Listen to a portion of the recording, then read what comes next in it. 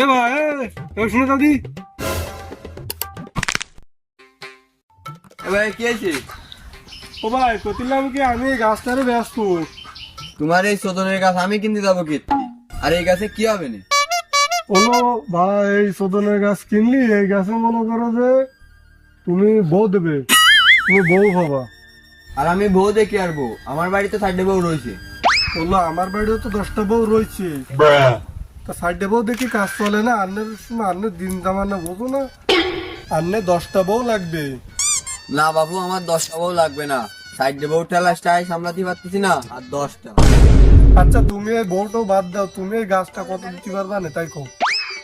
বলো বাবু, আমি তোমার এসে কর্নে ধরে বুঝতে চাচ্ছি আমি গাছের ব্যাপারই না।